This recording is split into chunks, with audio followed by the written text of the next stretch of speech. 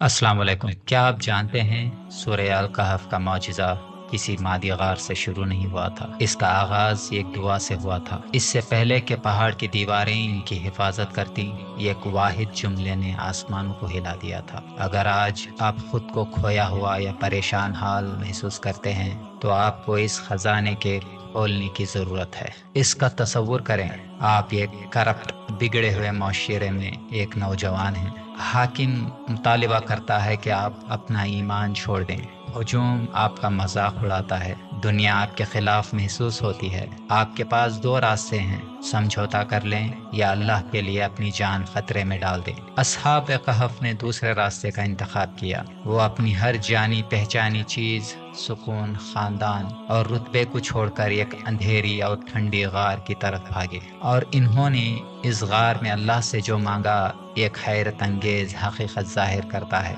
उनकी दुआ मुख्तसर थी, सिर्फ चंद अल्फाज, मगर इसमें इनकी पूरी तकदीर का वजन था।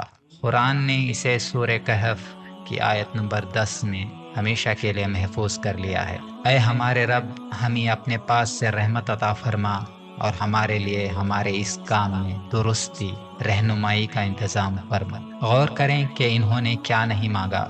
ये नहीं या अल्लाह हमें खाना दे, ये नहीं या अल्लाह हमें बादशाह से बचा ले, या ये नहीं या अल्लाह हमें दौलत, ताकत या फरार का रास्ता दे। उन्होंने उससे कहीं ज्यादा अजीम चीज मांगी।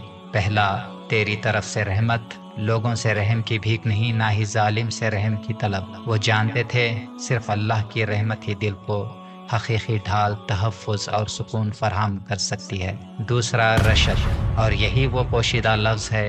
अक्सर लोग इस पर तवज्जो दिए बगैर गुजर जाते हैं, लेकिन रशद का मतलब सिर्फ रहनुमाई नहीं है।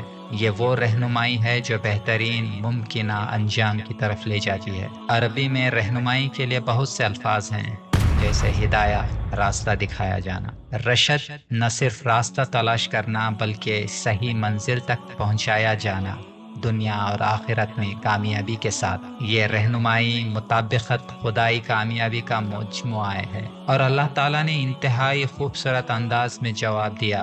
उसने उन्हीं 300 से जायद सालों तक के लिए सुला दिया। जब सल्तनतें उरूज व जवाल से गुजरी, वो इसकी रहमत के साये में आराम करते रहे। जब वो जागे तो जालिम मिट चुका था। इनकी कहानी कुरान में हमेशा के लिए जिंदा हो गई। यही रशद है। असहाब कहफ हमें सिखाते हैं, अल्लाह से सिर्फ ये ना मांगे कि वो आपको मुश्किल से निकाल दे, उससे दुआ करें कि वो इस मुश्किल के दौरान आपकी ऐसी रहनुमाई करे जो आपको बेहतरीन मुमकिना अंजाम तक पहुंचा दे। यही रशद की ताकत है।